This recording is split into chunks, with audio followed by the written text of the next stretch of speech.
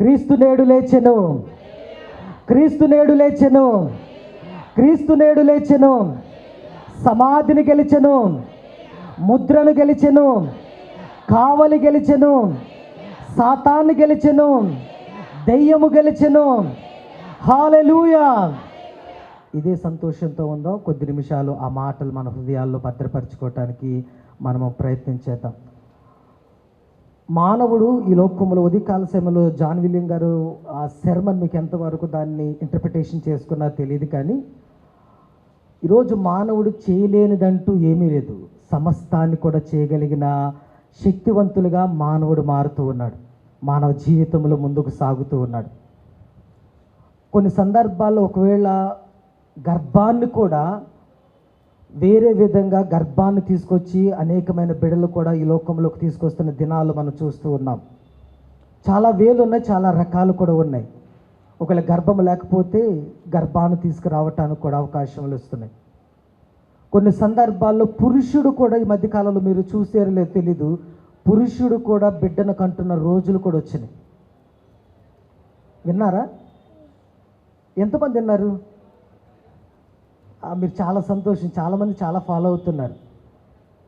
పురుషులు కూడా అమెరికాలో జరిగిన సంఘటనలు కూడా జరుగుతున్నాయి ఈ మధ్యకాలంలో. ఫారిన్ కంట్రీస్లో పురుషుడు కూడా గర్భాన్ని ధరించి బిడ్డను కన్న దినాల్లో మనం ఉన్నాం.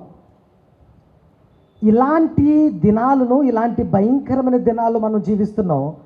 ఒకవేళ ఈ దినాల్లో టెక్నాలజీ పెరిగిందని మనం అనుకుంటున్నాం, కానీ ఎలాంటి భయంకరమైన దినాల్లోకి వెళుతున్నామో అన్నది కూడా మనం ఒకసారి ఆలోచన చేసుకోవాలి.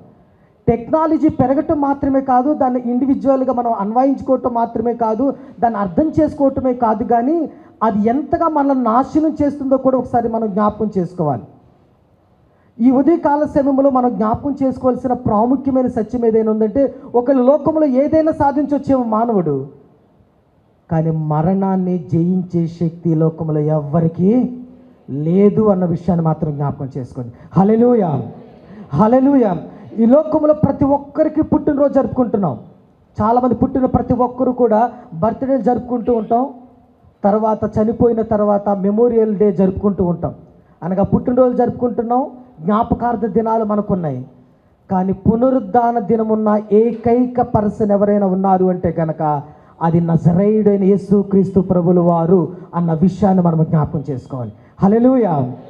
యేసుక్రీస్తు ప్రభుల వారికి మాత్రమే ఆయన పునరుద్ధాన దినము ఉన్నది అన్న విషయాన్ని ఈ దినాన మనము జ్ఞాపకం చేసుకోవాల్సిన వారు ఎవ్వరికీ లేదు. ఈ రోజులు ఎంతోమంది గొప్పవాళ్ళు పుట్టారు, ఎంతోమంది ఉన్నతమైన వాళ్ళు పుట్టారు, రాజ్యాలు గెలిచిన వాళ్ళు పుట్టారు, రాజ్యాలను సంపాదించుకున్న వాళ్ళు పుట్టారు, కానీ మరణాన్ని మాత్రం వారు జయించలేకపోయారు.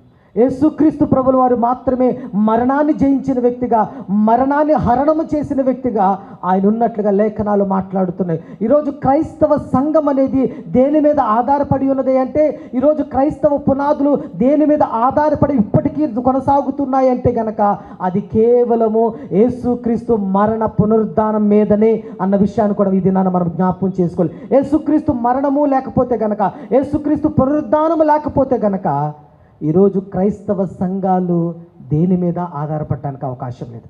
మన నిరీక్షణ ఏంటి అంటే, మన యొక్క విశ్వాసం ఏంటి అంటే ఆయన తిరిగి లేచాడు కాబట్టి. మన విశ్వాసం ఏంటంటే ఆయన తిరిగి లేచాడు కాబట్టి ఈరోజు మనం ఆరాధనకు వచ్చి ఉన్నాము. ఆయన తిరిగి లేచాడు కాబట్టి ఈరోజు మనం ఆయనను స్తుతిస్తున్నాము, గణపరుస్తున్నాము.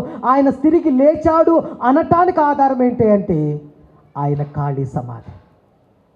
చాలామంది యేసుక్రీస్తు ఉంచిన సమాధి దగ్గరికి చాలామంది ఇజ్రాయెల్ దేశం వెళ్ళారు.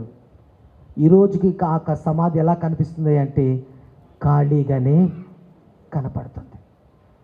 యేసుక్రీస్తు కంటే ముందు ఎంతోమంది గొప్పవాళ్ళు పుట్టారు, చనిపోయారు.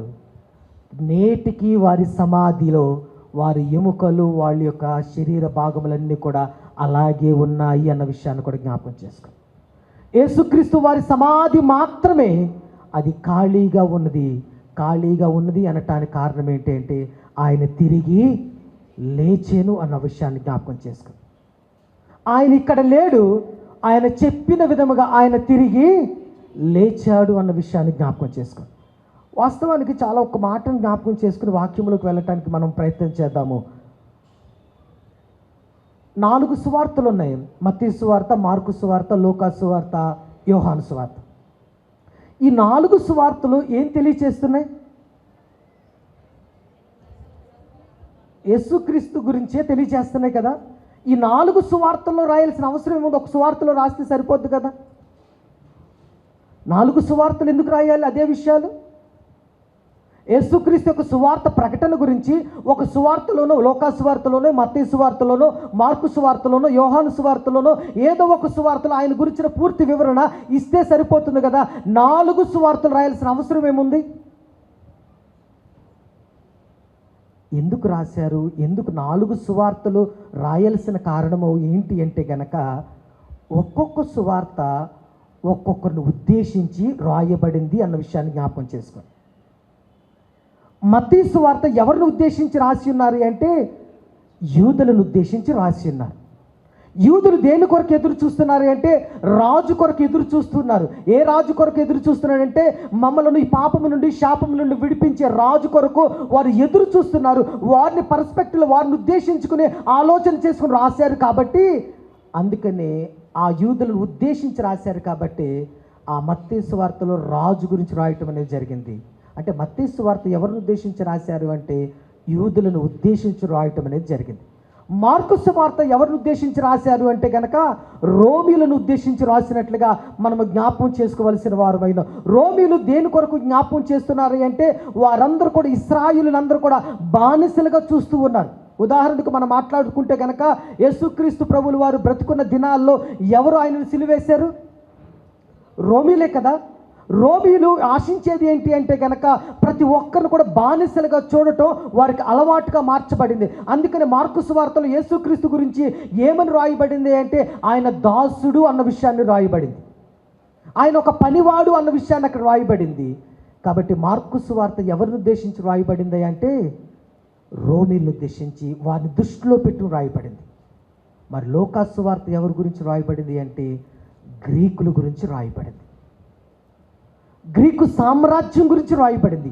గ్రీకులను ఉద్దేశించుకుని, వారిని దృష్టిలో పెట్టుకుని, వారి పర్స్పెక్టివ్లో, వారి ఆలోచనల ప్రకారము ఈ యొక్క లూకా భక్తుడు దీన్ని రాయటం అనేది జరిగినట్లుగా మనము జ్ఞాపకం చేసుకోవాలి. ఏంటి గ్రీకులు ఆలోచన చేసేది ఏంటి అంటే, వారు ఆశ్చర్యకరమైన కార్యాల గురించి ఎదురు చూస్తూ ఉంటారు. వారు గొప్ప సంగతులు తెలుసుకుంటూ ఉంటారు, సృష్టించేవారుగా ఉన్నట్లు జ్ఞాపకం చేస్తున్నారు. అందుకని లూకా సువార్తలో మాత్రమే యేసుక్రీస్తు అద్భుతాల గురించి ఎక్కువగా రాయబడినట్లుగా మనం జ్ఞాపకం చేసుకోవాలి. మత్తయి సువార్తలో ఎక్కువ అద్భుతాలు ఉండవు. మార్కు సువార్తలు ఎక్కువ అద్భుతాలు కనపడవు అక్కడ. కానీ ఎక్కువగా కనపడేది ఏంటి అంటే, లూకా సువార్తను కనుక మనం చదవగలిగితే అక్కడ ఎక్కువ అద్భుతాలు మనం చూడగలుగుతాం. కాబట్టి లూకా సువార్త ఎవరిని ఉద్దేశించి రాయబడింది అంటే కనుక, గ్రీకులను ఉద్దేశించి రాయబడింది. వారు అనేకమైన నూతన విషయాలు తెలుసుకుంటారు, నూతనమైన కార్యాల గురించి వారు ఆలోచన చేస్తారు. కాబట్టి వారిని ఉద్దేశించి రాయబడింది. యోహాను సువార్త ఎవరిని ఉద్దేశించి రాయబడింది? మత్తయి సువార్త యూదులను ఉద్దేశించి, మార్కు సువార్త రోమీలను ఉద్దేశించి, లూకా సువార్త గ్రీకును ఉద్దేశించి, గ్రీకు దేశస్తులను ఉద్దేశించి. కానీ యోహాను సువార్త ఎవరిని ఉద్దేశించి రాయబడింది అంటే గనక, ప్రపంచ యావత్తులో ఉన్న విశ్వాసులందరి నిమిత్తము, లోకమంతటిని ఉద్దేశించి యోహాను సువార్త రాయటం అనేది జరిగింది. యోహాను భక్తుడు యోహాను సువార్తలో యేసుక్రీస్తు ప్రభువుల వారి గురించి ఏం మాట్లాడుతున్నాడు అంటే, ఆయన దైవ కుమారుడు అని మాట్లాడుతున్నాడు. హల్లెలూయా. యేసుక్రీస్తు ప్రభువుల వారి గురించి ఇంట్రడక్షన్ చెప్తూ ఆయన గురించి ఏమని రాస్తున్నాడంటే, ఆ పత్రికలంతా కూడా, ఆ సువార్త అంతా కూడా ఏమని రాస్తున్నాడంటే, ఆయన దేవుని కుమారుడు అని తెలియచేస్తున్నాడు. అందుకనే దేవుడు లోకమును ఎంతో ప్రేమించేను అని తెలియచేస్తున్నాడు. కాబట్టి దేవుడు లోకమును ఎంతో ప్రేమించానని తెలియచేయటానికి తన అద్వితీయమైన కుమారుని లోకాన్ని పంపించాడు అని చెప్పటానికి, లోకమంతటికి చాటి చెప్పటానికి ఈ యోహాను సువార్తను రాయటం అనేది జరిగింది. కాబట్టి 4 సువార్తలు ఎందుకు రాశారు అంటే కనుక, ఒక్కొక్క జాతిని లేదా ఒక్కొక్కరిని ఉద్దేశించుకుని ఈ సువార్త ప్రకటన చేయటం అనేది, వారికి అర్థమగు రీతిలో చెప్పటం అనేది ఈ యొక్క సువార్తల యొక్క ముఖ్య ఉద్దేశంగా ఈ దినాన్న మనము జ్ఞాపకం చేసుకోవాల్సిన వారమై ఉన్నాం. అయితే ఒక చిన్న ప్రశ్న వేసుకుని ఆ వాక్యంలోకి వెళ్ళిపోతున్నాం. ఇప్పుడు వాక్యంలో ఉన్నప్పటికీ కూడా కొన్ని మాటలు జ్ఞాపకం చేసుకుని, మత్తయి సువార్త 28వ అధ్యాయము మొదటి 10 వచనాలు ఒక 3 మాటలు మీరు చదవద్దు, కానీ నేను అక్కడ మాట్లాడుతూ ఉంటాను, జ్ఞాపకం చేసుకోండి. మత్తయి సువార్త 28వ అధ్యాయము మొదటి 10 వచనాల్లో మొదటి వచనాన్ని ఒక్కసారి చదవండి ఎవరైనా. విశ్రాంతి దినము గడిచిపోయిన తర్వాత ఆదివారమున, చాలండి. ఏం కనపడుతుంది ఇక్కడ? ఆదివారం అని నాకు విషయం కనపడుతుంది. 7వ వచనానికి ఒకసారి వద్దాం. చాలండి. ఆదివారమున 7వ వచనంలో ఏమంటున్నాడు? మృతులలో నుండి ఆయన లేచి ఉన్నాడు. 9వ వచనం ఒకసారి చదువుకుందాం. ఎదుర్కొని మీకు శుభమని చెప్పాను. వారు ఆయన యొద్దకు వచ్చి ఆయన పాదములు పట్టుకుని ఆయనకు మ్రొక్కగా. హల్లెలూయా. ఈ 3 వచనాలు చూస్తున్నాం. ఈ పర్స్పెక్టివ్లో 10 వచనాలు ఉంటే 10 వచనాల్లో ఈ 3 వచనాల్లో ఉన్న మాటలు ఏంటి అంటే ఆదివారమన మాట అక్కడ కనపడుతుంది. 7వ వచనంలో ఏమన్నా కనపడుతుంది అంటే ఆయన మృతులలో నుండి లేచెను అన్న విషయం కనపడుతుంది. అంటే 2 మాటలు జడ్జ్ చేయండి. ఆదివారమున ఆయన మృతులలో నుండి లేచెను అన్న మాట అక్కడ కనపడుతుంటే 9వ వచనంలో అంటున్న మాట ఏంటి అంటే వారు వెళ్ళి ఆయనకు మ్రొక్కిరి అన్న విషయం కనపడుతుంది. ఆదివారమున ఆయన పునరుద్ధానుడై తిరిగి లేచాడు. లేచిన తర్వాత వారు వెళ్ళి ఆయనకు మ్రొక్కిరి అన్న విషయాన్ని జ్ఞాపకం చేసుకుంటాం. ఈరోజు మనం ఎందుకు దేవుని ఆరాధన చేస్తున్నాం? ఎందుకు మ్రొక్కుతున్నాం? ఎందుకు? వారు ఎందుకు మ్రొక్కారు? వారి యొక్క ఉద్దేశం ఏంటి అంటే ఆయన చెప్పిన విధముగా మృతులలో నుండి ఆయన తిరిగి లేచాడు కాబట్టి. హల్లెలూయా, హల్లెలూయా. ఆయన మృతులలో నుండి ఆదివారమున ఆయన మృతులలో నుండి తిరిగి లేచాడు కాబట్టి వారు చేసిన పని ఏంటి అంటే ఆయనకు మ్రొక్కిరి అన్న విషయాన్ని జ్ఞాపకం చేసుకో. ఈరోజు మనమందరం కూడా దేవుని సన్నిధికి ఎందుకు వచ్చాము అంటే కనుక, ఎందుకు మనమందరం కూడా పిలువబడ్డామంటే కనుక అన్ని పనులు విడిచిపెట్టుకుని, మన బాధ్యతలు విడిచిపెట్టుకుని, సమస్తాన్ని కూడా విడిచిపెట్టుకుని ఇదిగో కొన్ని గంటల సేపు దేవుని సన్నిధిలో ఎందుకు ఉండటానికి మనం వచ్చాము అంటే కనుక ఆయనకు మ్రొక్కటానికి, ఆయనను ఆరాధన చేయటానికి, ఆయనను సన్నుతించటానికి, ఆయనను గణపరచటానికి, ఆయన నామాన్ని, ఉన్నతమైన నామాన్ని గళమెత్తి పాడటానికి మనందరం కూడా దేవుని సన్నిధికి వచ్చి ఉన్నాం. ఎందుకు వచ్చాం పాస్టర్ గారు అంటే ఆయన మృతులలో నుండి తిరిగి లేచాడు కాబట్టి. మనం ఆరాధిస్తున్న దేవుడు ఎలాంటి దేవుడై ఉన్నాడు అంటే సజీవుడైన దేవుని మనం ఆరాధిస్తున్నాం కాబట్టి మనం ఆరాధించే దేవుడు మృతుడై ఉన్న దేవుడు కాదు. మనం ఆరాధించే దేవుడు ఇంకా సమాధిలో ఉన్న దేవుడు కాదు. మనం ఆరాధించే దేవుడు మాట్లాడని దేవుడు కాదు. మనం ఆరాధించే దేవుడు మౌని అయిన దేవుడు కాదు. ఆయన నిన్న నేడు ఏకరీతిగా సజీవుడిగా పిలువబడుతున్న దేవుడు. ఈరోజు రేపు మాపు సదాకాలము కూడా మనతో ఉండే దేవుడు కాబట్టి, ఆయన సజీవుడైన దేవుడు కాబట్టి మనం ఆరాధిస్తున్నామన్న విషయాన్ని జ్ఞాపకం చేసుకోండి. మనం పూజిస్తున్న దేవుడు సజీవుడైన దేవుడు, నిన్న నేడు ఏకరీతిగా ఉంటున్న దేవుడు. ఆ దేవుణ్ణి మనము ఆరాధిస్తున్నాము, పూజిస్తున్నాం కాబట్టి. ఇంతకీ పునరుద్ధానము అంటే అర్థం ఏంటి? పునరుద్ధానము అంటే మరి లాజరు లేచాడుగా.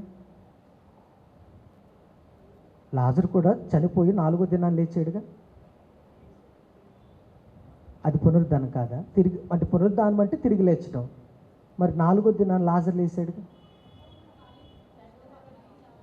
అమ్మా, నాయీలు కుమారుడు తిరిగి లేచాడు కదా, కుమార్తె తిరిగి లేచింది కదా, పాడి మీద ఉన్నవాడు తిరిగి లేచాడు కదా. అమ్మా, మరణించారు, తిరిగి లేచారు, మంచిది.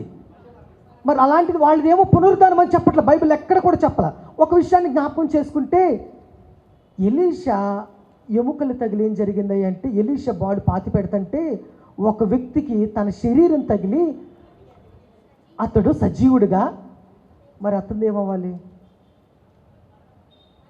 అంటే ఒక్క ఆలోచన చేయండి. వీరందరూ చనిపోయారు, ఏదో ఒక విధంగా దేవుడు వారిని లేపాడు అని అనుకుందాం.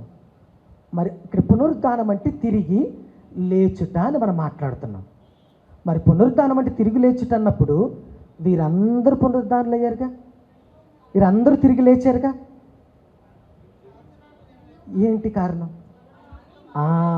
ఒక్కటి కారణం ఏంటి అంటే పాస్టర్ గారు అంటున్న మాట ఏంటంటే, ఇది నా మాట కాదు కానీ యేసుక్రీస్తు మాత్రమే పునరుద్ధానానికి అర్హుడు, పునరుద్ధానం చెందాడని ఆయనను మాత్రమే ఎందుకు మనం పిలుస్తున్నామంటే, ఆయన బ్రతికి చనిపోయాడు, చనిపోయి తిరిగి లేచాడు, మూడవ దినాన్న లేచిన వాడు ఇప్పటికీ సజీవుడిగా ఉన్నాడు. హల్లెలూయా, హల్లెలూయా. అంటే చనిపోయాడు, చనిపోయిన ఆయన తిరిగి లేచాడు, తిరిగి లేచిన ఆయన మరలా లాజర్లాగా చనిపోలా, నాయీను కుమార్తెలాగా చనిపోలా, వేరే వ్యక్తులలాగా చనిపోలేదు. కాబట్టి ఆయన తిరిగి ఎప్పటికీ సజీవుడిగానే ఉన్నాడు. అందుకనే పునరుద్ధానము అంటే అర్థం ఏంటి అంటే, పరిపూర్ణమైన అర్థం ఏంటి అంటే, ఒక వ్యక్తి చనిపోయి తిరిగి లేచి మరలా ఎన్నడూ చనిపోకుండా ఉండటము పునరుద్ధానము అన్న విషయాన్ని జ్ఞాపకం చేసుకోండి. అందుకని పునరుద్ధానము చెందిన ఏకైక వ్యక్తి ఎవరైనా ఉన్నారు అంటే, ఈ సర్వలోకములో నీవు నేను మనందరము కూడా పూజిస్తున్న యేసుక్రీస్తు ప్రభుల వారు మాత్రమే ఆయన పునరుద్ధానం చెందిన వాడిగా ఉన్నాడు. హల్లెలూయా. అందుకని ఇక్కడ అంటున్న మాట ఏంటంటే, మనం ఎందుకు ఆయనను ఆరాధన చేస్తున్నామంటే, ఆయన ఇప్పటికీ సజీవుడిగా ఉన్నాడు కాబట్టి, ఇప్పటికీ ఆయనకు సమాధి ఖాళీగా ఉన్నది కాబట్టి ఆయనను మనం ఆరాధన చేస్తున్నాం అన్న విషయాన్ని ఈ దినాన మనము జ్ఞాపకం చేసుకోవలసిన వారు ఉన్నాం. కాబట్టి క్రైస్తవ విశ్వాసము దేని మీద ఆధారపడింది అంటే, ఒకవేళ యేసయ్య లేకపోతే, తిరిగి లేవబడకపోతే గనక ఈరోజు మనందరం ఇక్కడ చేరుకునే వాళ్ళం అంటావా? మనం ప్రార్థించే వాళ్ళం అంటావా? మన ప్రార్థనకు జవాబు ఉండేదంటారా? మన విశ్వాసము లెక్కింపబడేది ఉండేదంటారా? మన నమ్మకత్వం లెక్కలోకి వచ్చేదంటారా? ఇవేవీ లేవు. ఈరోజు మన విశ్వాసము దేని మీద ఆధారపడి ఉన్నది అంటే పునరుద్ధానం మీద. ఈరోజు మన విశ్వాసము, మన నిరీక్షణ దేని మీద ఆధారపడి ఉన్నదంటే, నా దేవుడు, నేను ఆరాధిస్తున్న దేవుడు సజీవుడైన దేవుడు, నాతో మాట్లాడే దేవుడు కొన్నాడు, నాతో ఉన్న దేవుడు కొన్నాడు. కాబట్టి నేను ఆరాధన చేయటానికి ఆయన సరైన వ్యక్తి అని మనం ఈరోజు ఆయన సన్నిధికి వచ్చాం. అందుకని పౌలు భక్తుడు ఒక మాట అంటున్నాడు, ఒక్క మాటని జ్ఞాపకం చేసుకుందాం. 1 కొరింథీయులకు రాసిన పత్రిక 15వ అధ్యాయము 14 వచనాన్ని ఎవరైనా ఒకరు చదవండి. 1 కొరింథీ 15 చదవం. లేపబడిన యుండని ఎడల మేము చేయు ప్రకటన వ్యర్థమే. అమ్మా, మీ విశ్వాసము కూడా వ్యర్థమే. చాలమ్మా, ఇక్కడ మాట్లాడుతున్న మాటను ఒకసారి జ్ఞాపకం చేసుకుంటే కనుక, క్రైస్తవ విశ్వాస జీవితము దేని మీద ఆధారపడి ఉన్నదని పౌలు మాట్లాడుతున్నాడే అంటే, ఇక్కడ స్పష్టంగా మాట్లాడుతున్నాడు. ఆయన గనక తిరిగి లేవకపోతే మేము ప్రకటిస్తుంది వ్యర్థం. ఇంత ప్రయాసపడి మేము ప్రకటిస్తుంది, ఈ సువార్త చెప్తుంది కూడా వ్యర్థమే. ఇదిగో మీరు ఏ విశ్వాసాన్ని అయితే కలిగి ఉన్నారో ఆ విశ్వాసము కూడా వ్యర్థమే అని తెలియచేశారు. కానీ ఈరోజు మన విశ్వాసం వ్యర్థం కాదు, సువార్త ప్రకటన కూడా వ్యర్థం కాదు. ఎందుకు వ్యర్థం కాదు అంటే కనుక, యేసుక్రీస్తు ప్రభులు వారిని మృతులలో నుండి దేవుడు లేపియున్నాడు అన్న విషయాన్ని జ్ఞాపకం చేసుకో. మృతులలో నుండి సజీవుడిగా ఆయన లేపి ఉన్నాడు కాబట్టి ఇప్పుడు మన విశ్వాసము నమ్మకత్వంలో ఉంది, మన విశ్వాసము పరిపూర్ణమైనది, మన నమ్మకత్వం కూడా పరిపూర్ణమైనది. కాబట్టి ఈరోజు ఒకళ్ళ విశ్వాసం, నేను యేసయ్యను నమ్ముకున్నాను, నా జీవితంలో విశ్వాసానికి తగిన ప్రతిఫలాన్ని నేను చూడలేకపోతున్నానని మానవ సమాజంలో, విశ్వాస జీవితంలో కూడా అనేక సందర్భాల్లో మనం మాట్లాడుతూ ఉంటాం. అయ్యా, నేను విశ్వాసం ఉంచుతున్నాను కానీ నా జీవితంలో కార్యం చూడలేకపోతున్నాను, నేను విశ్వాసంతో ప్రార్థన చేస్తున్నాను కానీ నా జీవితంలో తగిన మేలు నేను చూడలేకపోతున్నానని ఒకవేళ నీవు బాధపడుతూ ఉంటే, యేసుక్రీస్తు ప్రభువు వారు చెప్తున్న మాట ఏంటంటే, నీ విశ్వాసము ఎన్నడూ వ్యర్థము కాదో. ఈరోజు ఈ పరిశుద్ధ ఆరాధనలు, పునరుద్ధాన ఆరాధనలు పాల్గొన్న నీతో నాతో యేసుక్రీస్తు ప్రభువు వారు బహు స్పష్టంగా మాట్లాడుతున్న మాట, ఆయన సమాధి ఖాళీగా ఉంది కాబట్టి ఆయన తిరిగి లేచాడు కాబట్టి మన విశ్వాసము, మన నిరీక్షణ వ్యర్థము ఎప్పటికీ కాదు. నువ్వు ఏ విశ్వాసాన్ని అయితే నువ్వు కలిగి ఉన్నావు ఆయన మీద, ఆ విశ్వాసాన్ని బట్టి నీ జీవితంలో గొప్ప కార్యాలు నువ్వు చూడగలుగుతావు. ఆ నమ్మకత్వాన్ని బట్టి, ఆ విశ్వాసాన్ని బట్టి నీ జీవితంలో ఉన్నతమైన కార్యాలు చూడటానికి అవకాశం ఉంటుందన్న విషయాన్ని జ్ఞాపకం చేసుకుని, అందుకని ప్రకటన గ్రంథం 1వ అధ్యాయము 18వ వచనంలో మాట్లాడుతున్న మాటను ఒకసారి జ్ఞాపకం చేసుకున్నాం. ప్రకటన గ్రంథము 1వ అధ్యాయము 18వ వచనం చదవమ్మా. జీవించువాడను మృతుడనైతిని గాని ఇదిగో యుగ యుగములు సజీవుడనై ఉన్నాను, మరియు మరణం యొక్కయు పాతాళము యొక్కయు తాళపు చెవులు. చాలండి. యేసుక్రీస్తు ప్రభువులో చెప్తున్న మాట, పద్మాసు దీపములో ఉండి యోహాను భక్తుడు మాట్లాడుతున్న మాట ఏంటంటే, ఆయన మృతుడయ్యాడు కానీ తిరిగి లేచి యుగ యుగములు జీవించువాడయ్యున్నాడు అని తెలియజేస్తున్నాడు. అంటే మనం ఆరాధిస్తున్న దేవుడు సజీవుడు, మనం పూజిస్తున్న దేవుడు సజీవుడిగా ఉన్నాడు, నిరంతరము సజీవుడిగా ఉన్న దేవుడు.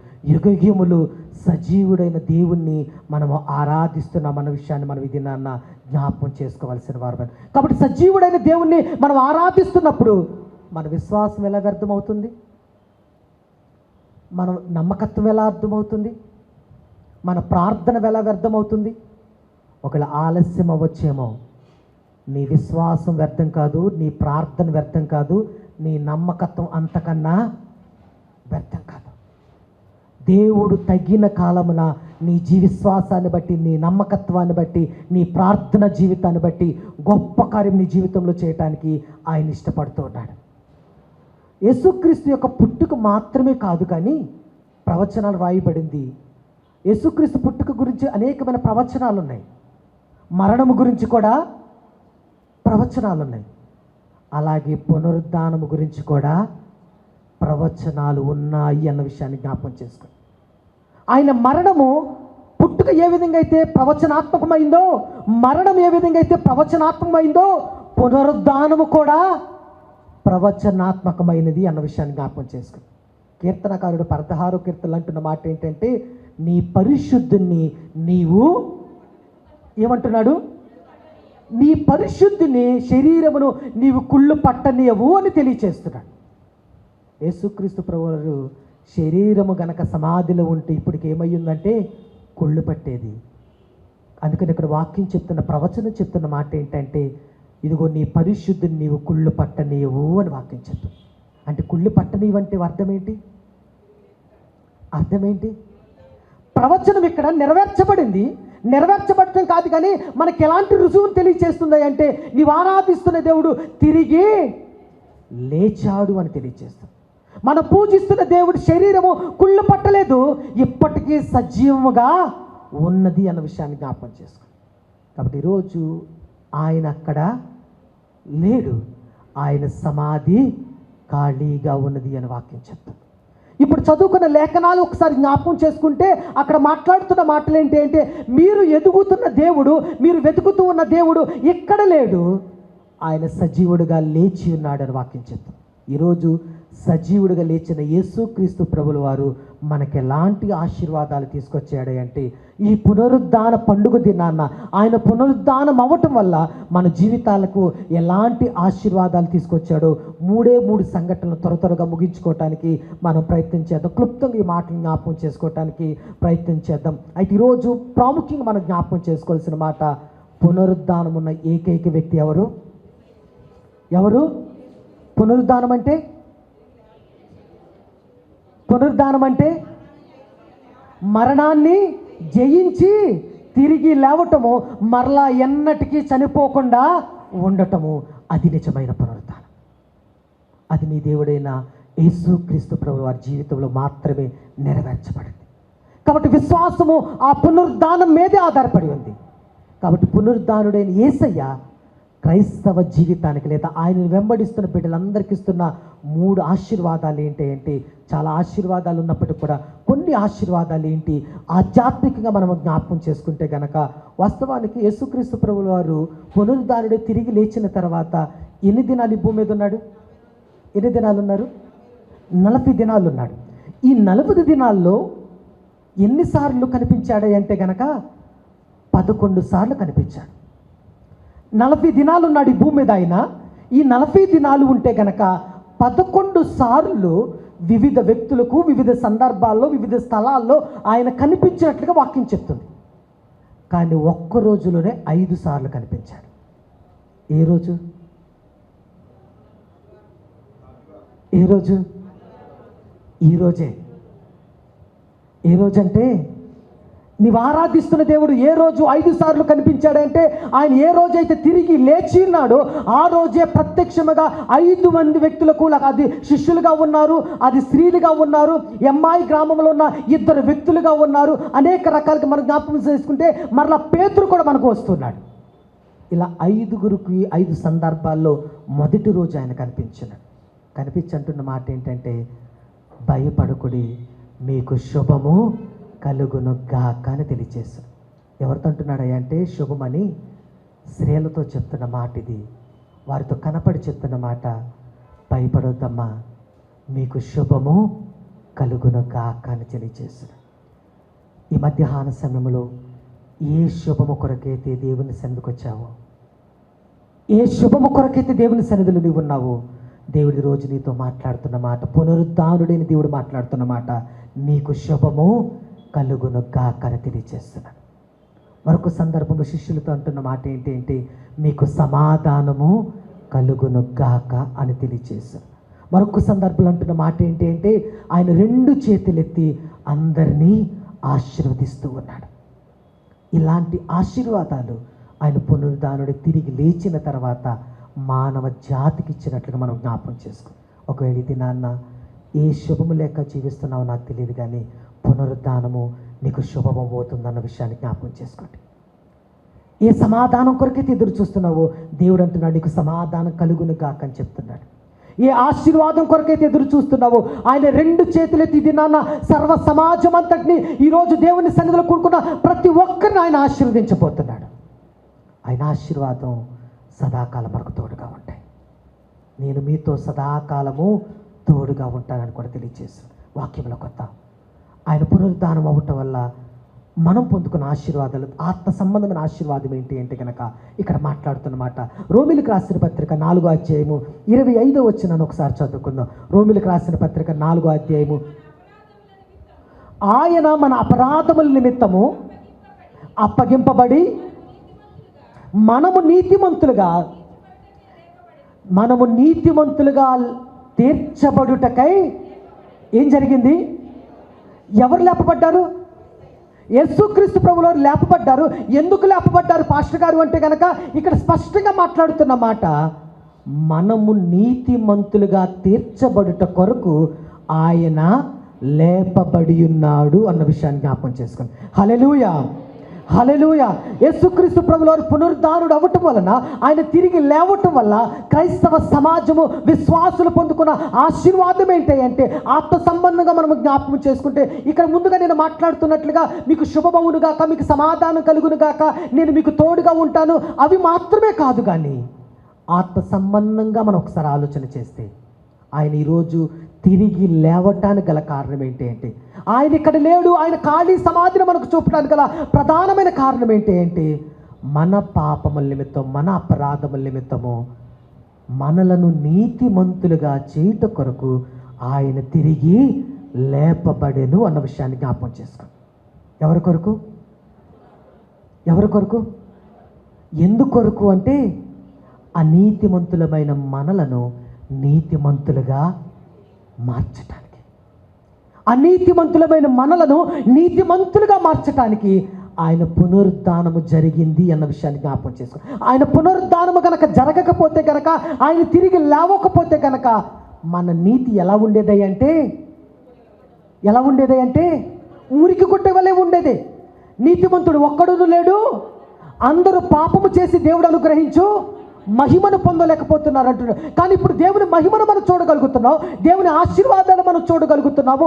ఇప్పుడు మనల్ని ఏమని పిలుస్తున్నారంటే మన నీతి మురికి గుట్టగా లేదు. ఎందుకు లేదు అంటే కనుక మనము నీతిమంతులుగా తీర్చబడ్డాం కాబట్టి, ఒకప్పుడు వాక్యమే చెప్తుంది. రోమిలకు రాసిన పత్రికలో స్పష్టంగా రాయబడిన మాటలు ఏంటి అంటే ఆయన అంటున్నాడు, ఇదిగో మీ నీతి మురికి గొడ్డ వలె ఉన్నది అని చెప్తున్నాడు. నీతిమంతుడు ఒక్కడునో లేడు అంటున్నాడు. అంటే ప్రపంచ యావత్తులో సర్వ మానవాళిలో కూడా ఒక్కడు కూడా నీతిమంతులు లేడు. కానీ నీతిమంతులు కాకపోవటం వల్ల ఆయన నీతి రాజ్యాన్ని మనం సంపాదించుకోలేం. కాబట్టి నీతి రాజ్యంలో మనం కూడా ఉండాలి అంటే నీవు నేను ఎలా ఉండాలని ఆయన కోరుకుంటున్నాడు అంటే నీతిమంతులుగా ఉండాలన్నది ఆయన ఉద్దేశం. కాబట్టి మనం నీతిమంతులుగా చేయటానికి అనీతిమంతులమైన మనము, మన నీతి మురుకుగుట్టుగా ఉన్న మన నీతి అనీతిమంతులుగా జీవిస్తూ ముందుకు సాగుతున్న మన జీవితాలను నీతిమంతులుగా చేయటానికి ఆయన చేసిన పని ఏంటి అంటే మరణాన్ని జయించి పునరుద్ధానుడై తిరిగి లేచాడు. ఆయన లేవటం వల్ల మనం ఏం జరిగింది అంటే మన జీవితాలకు వచ్చిన మొదటి ఆశీర్వాదం ఏంటి అంటే మనము నీతిమంతులుగా మార్చబడ్డాం. మనం నీతిమంతులుగా తీర్చబడ్డాం. ఒకప్పుడు నీ నీతి నా నీతి మురికి కొట్టు వంటిదే. ఒకప్పుడు మన విశ్వాసము అవిశ్వాసం వంటిదే. ఒకప్పుడు మనలో ఏ నీతి లేకుండా మనం జీవించిన వాళ్ళమే, అనీతిమంతులుగా జీవించిన వాళ్ళమే, సొసైటీలో ఎక్కడికి వెళ్ళినా అనీతి అన్యాయంతో మనం జీవించిన వాళ్ళమే. కానీ ఈరోజు మనం నీతిమంతులుగా తీర్చబడటానికి దేవుని రాజ్యానికి నీతిమంతులకు మాత్రమే వారసత్వం ఉంటుందన్న లెక్క ప్రకారం ఆయన మనల కొరకు ఏం చేసి ఉన్నాడంటే ఆయన మన కొరకు మరణించి తిరిగి లేచి ఆయన నీతిని మనకు అనుగ్రహించి ఉన్నాడు. కాబట్టి ఈరోజు పునరుద్ధానం మనకి ఏం తీసుకొచ్చిందయ్యా అంటే పునరుద్ధానం వల్ల మనం ఏం పొందుకున్నామంటే మనం నీతిమంతులుగా మార్చబడ్డాం. ఈరోజు మన నీతి మరి మార్చబడిన తర్వాత కూడా ఎలా ఉందో ఒకసారి జ్ఞాపకం చేసుకుందాం. నీతిమంతులుగా మార్చబడిన తర్వాత కూడా మనం ఏ స్థితిలో బ్రతుకుతున్నామో ఒకసారి జ్ఞాపకం చేసుకుందాం. ఆయన మనల్ని నీతిమంతులుగా చేయటానికి, మనలను పరిశుద్ధులుగా చేయటానికి, ఆయన రాజ్య వారసులుగా మనల్ని చేయటానికి ఆయన ఎలాంటి త్యాగాన్ని చేశాడంటే మరణించి తిరిగి లేచినవాడుగా ఉన్నాడు. ఆయన లేవటం మన నీతిగా మార్చబడింది. కాబట్టి నీతిని పొందుకున్న నీవు, ఆయన నీతిని సంపాదించుకున్న నీవు ఈరోజు ఎలా బ్రతుకుతున్నామో ఒకసారి జ్ఞాపకం చేసుకుందాం. ఇంకా మన నీతి మురికి గొడ్డుగానే ఉందేమో ఒకసారి పరిశీలన చేసుకుందాం. ఇంకా మన బ్రతుకులు ఇంకా ఆ మురికి స్థితిలోనే మనం జీవిస్తున్నామేమో ఒక్కసారి జ్ఞాపకం చేసుకుందాం. ఈ పునరుద్ధినాన్న దేవుడు మన నీతిమంతులుగా 2000 సంవత్సరాల క్రితమే చేశాడు. అయినా ఇంకా అదే స్థితిలో మనం బ్రతుకుతున్నామేమో. ఈరోజైనా ఆ ఆశీర్వాదాన్ని, ఆత్మ సంబంధమైన ఆశీర్వాదాన్ని మనం అన్వయించుకునే బిడ్డలుగా మనం ఉండటానికి మనం ప్రయత్నం చేద్దాం. రెండో మాటను జ్ఞాపకం చేసుకుందాం. అది రోమిలికి రాసిన పత్రిక 5వ అధ్యాయము 11వ వచనాన్ని ఒకసారి చదువుకుందాం. రోమిలికి రాసిన పత్రిక 5వ అధ్యాయం 11వ వచనం చదువుదాం. మన ప్రభువైన యేసుక్రీస్తు ద్వారా మనము దేవుని యందు అతిశయపడుచున్నాము. ఆయన ద్వారానే మనము ఇప్పుడు సమాధాన స్థితిని పొంది ఉన్నాము. హల్లెలూయా. యేసుక్రీస్తు ప్రభుల వారు ఆయన తిరిగి లేవటం వల్ల, పునరుద్ధానము చెందటం వలన మానవ జాతికి విశ్వాసులకు వచ్చిన మొదటి ఆశీర్వాదం ఏంటి అంటే మనము నీతిమంతులుగా తీర్చబడ్డాం. ఒకప్పుడు నీతి లేని వారము, అనీతి పరులము, మన నీతి మురికి కొట్టు వంటిది. కానీ ఆయన తిరిగి లేచటం వలన మనము నీతిమంతులుగా మార్చబడ్డాం. ఆ నీతిని మనం కొనసాగించుకోవాలి. ఆ నీతిని కొనసాగించుకోవటానికి ప్రయత్నం చేయాలి. ఎందుకంటే నీతిమంతులదే దేవుని రాజ్యం అంటున్నాడు.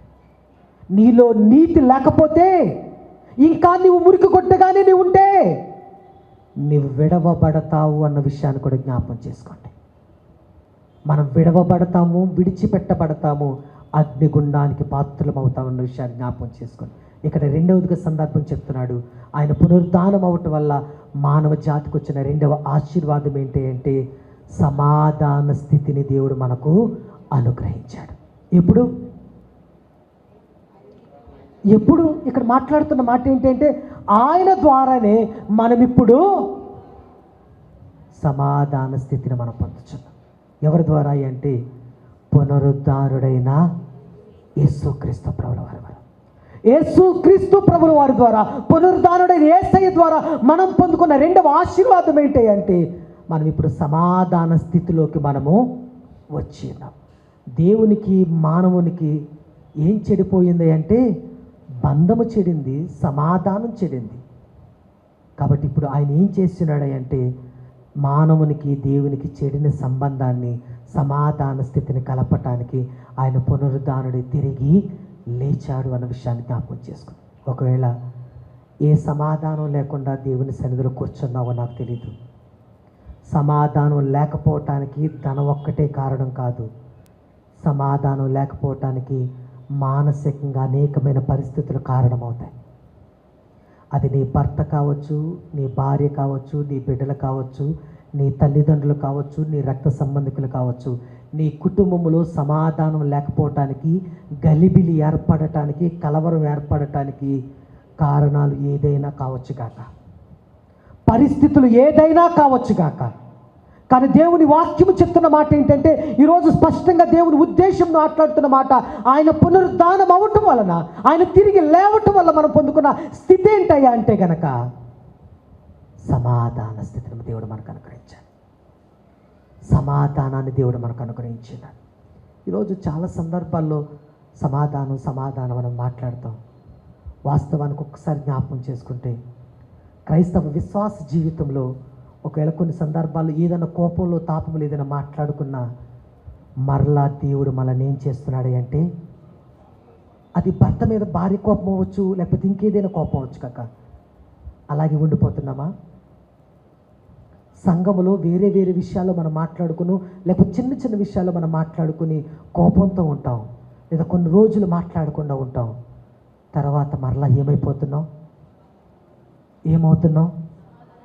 అందుకని వాక్యం మాట్లాడుతుంది, దేవుడు పునరుద్ధానుడే తిరిగి లేవటం వల్ల, యేసుక్రీస్తు పునరుద్ధానుడే తిరిగి లేవటం వల్ల మనం ఏ స్థితిని అనుభవిస్తున్నామా అంటే సమాధాన స్థితిని మనం అనుభవిస్తాం.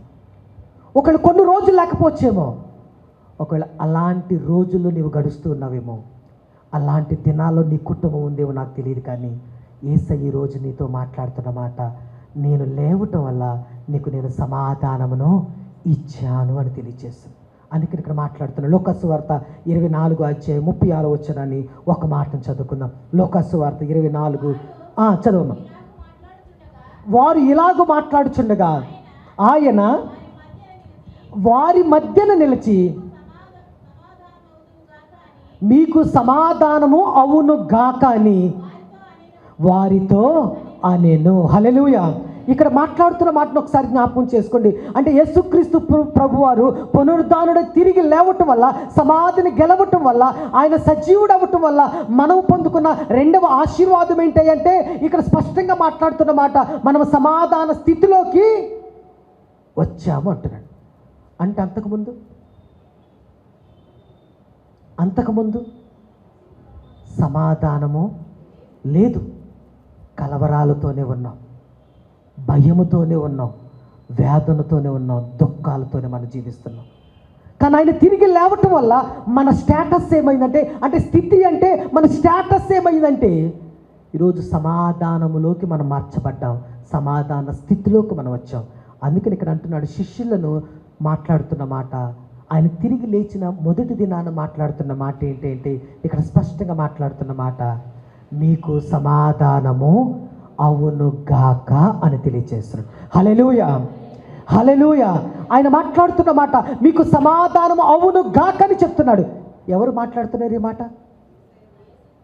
ఎవరు మాట్లాడుతున్నారు? పాస్టర్ గారు మాట్లాడుతున్నారా? అక్కడ శిష్యులు పేతురు మాట్లాడుతున్నాడా? లేకపోతే మరొక వ్యక్తి మాట్లాడుతున్నారా? వీరెవరు కాదు సుమా. ఎవరు మాట్లాడుతున్నారంటే పునరుద్ధానుడైన యేసుక్రీస్తు ప్రభువుల వారు మాట్లాడుతున్న మాట, ఆయన తిరిగి లేచిన తర్వాత మాట్లాడుతున్న మాట, మీకు సమాధానము కలుగును గాక అని తెలియజేస్తున్నాడు. ఎందుకంటే వాగ్దానం చేసిన దేవుడు నమ్మదగిన దేవుడు అయి ఉన్నాడు. మాట తప్పే దేవుడు కాదు. ఒక ఆలస్యం కావచ్చేమో, కానీ అద్భుతాలు నీ జీవితంలో చూస్తావు, కార్యాలు నీ జీవితంలో చూస్తావు, సమాధాన కార్యాలు నీ జీవితంలో తప్పకుండా చూస్తావు. ఈ పునరుద్ధాన దినాన్న దేవుడు మిమ్మల్ని అందరూ కూడా ఆశీర్వదిస్తున్న సందర్భం ఏంటంటే, ఇక్కడ చేరిన 50 మందిని గురించి ఆయన మాట్లాడుతున్న మాట ఏంటంటే, విశ్వాసుల గురించి ఆయన మాట్లాడుతున్న మాట ఏంటంటే, ఆనాడు శిష్యుల గురించే మాట్లాడుండొచ్చేమో, కానీ ఈరోజు మనందరిని ఉద్దేశించి మాట్లాడుతున్న మాట, నువ్వు ఏ కలవరంతో ఉన్నా, ఏ బాధతో ఉన్నా, ఏ ఇరుకుతో ఉన్నా, ఏ సమస్యతో ఉన్నా, ఏ ఇబ్బందితో ఉన్నా, ఎలాంటి బలహీనతో నీవు ఉన్నా సరే, దేవుని వాక్యము చెప్తున్న మాట, ఆయనే 2 చేతులతో చెప్తున్న మాట, నీకు సమాధానము కలుగును గాక. దేవుడు అట్టి సమాధానముతో మన సంఘమంతటిని తృప్తిపరచునుగాక. అట్టి సమాధానముతో దేవుడు మన కుటుంబాలను ఆశీర్వదించునుగాక. అట్టి సమాధానముతో దేవుడు మన జీవిత కాలంలో మన ముందుండి నడిపించునుగాక. ఈరోజు యేసుక్రీస్తు ప్రభువు వారు చెప్తున్న మాట, మీకు సమాధానము కలుగును గాకనే అని మాట్లాడుతున్నాడు.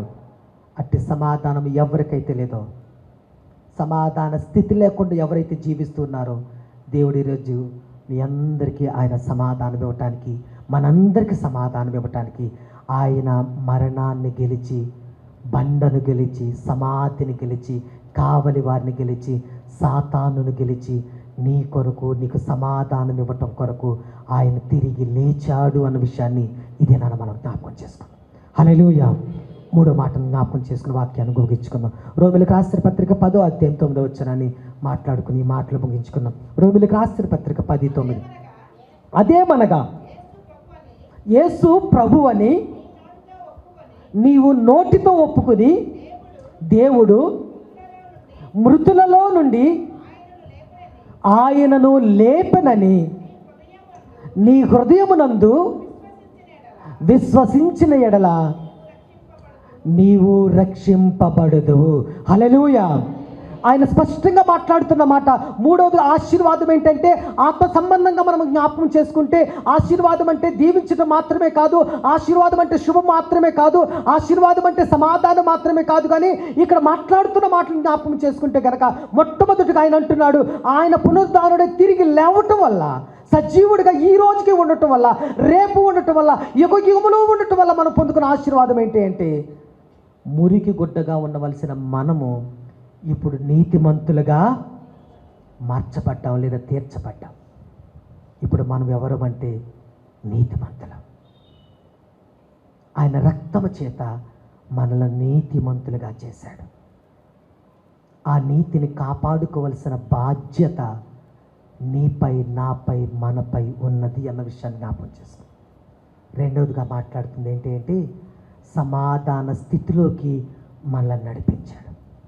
ఒకప్పుడు కలవరం, ఒకప్పుడు భయం, ఒకప్పుడు ఆందోళన, ఏమైపోతుందో, నా కుటుంబంలో ఎలాంటి పరిస్థితులు ఏంటన్నా ఆ స్థితిలో నుండి దేవుడు ఇప్పుడు సమాధాన స్థితిలోకి, ఒక్కరోజు ఆలస్యం కావచ్చు, ఒక్కరోజు మాట్లాడకపోవచ్చు, మరొక్క రోజైనా సరే సమాధాన స్థితిలోకి దేవుడు నడిపించి ఉన్నాడు. అందుకని మీకు సమాధానం కలుగును గాక అంటున్నాడు.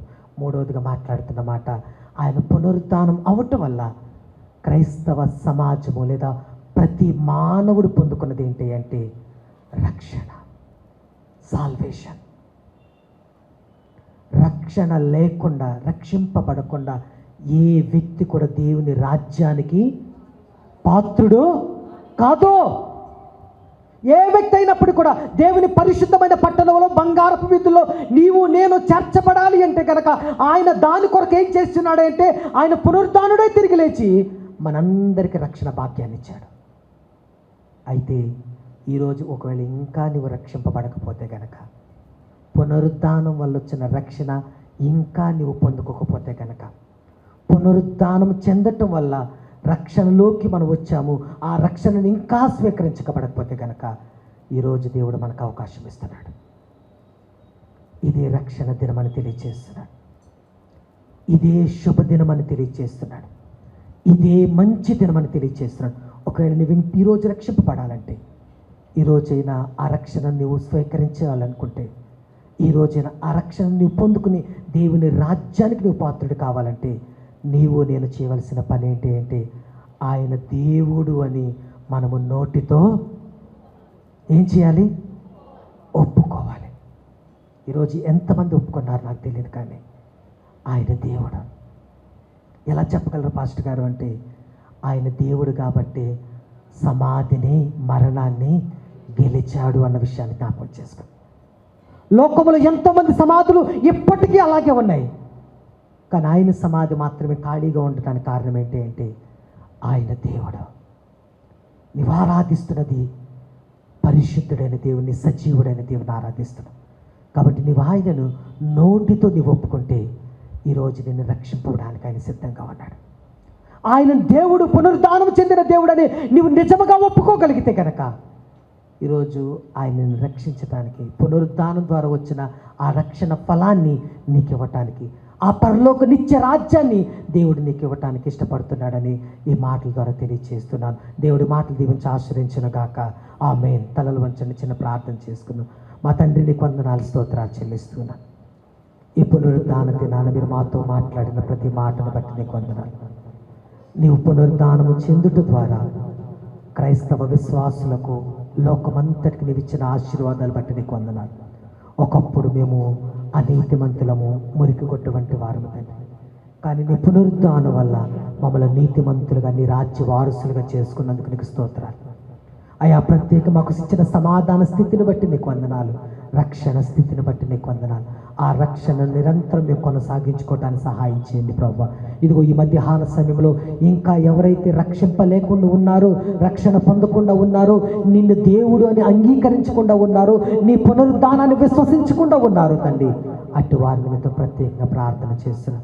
వారి జీవితాల్లో మార్పును దయచేసి నీ రక్షణ అనుభవించే భాగ్యాన్ని, నీ కృపను వారి పట్ల మీరు చూపమని మేము ప్రార్థన చేస్తున్నాం. ఈ దినాన్ని ఎవరైతే నిన్ను దేవుడు అని అంగీకరిస్తున్నారో తండ్రి, ఆ రక్షణ ఫలాన్ని మీరు అనుగ్రహించి నీ నిత్య రాజ్యములు మమ్మల్ని అందరినీ చేర్చుకోమని యేసు ఉన్నతమైన నామములో అతి మిక్కిలి వినయముతో వేడుకుంటున్నాము తండ్రి. ఆమేన్, ఆమేన్. హల్లెలూయా.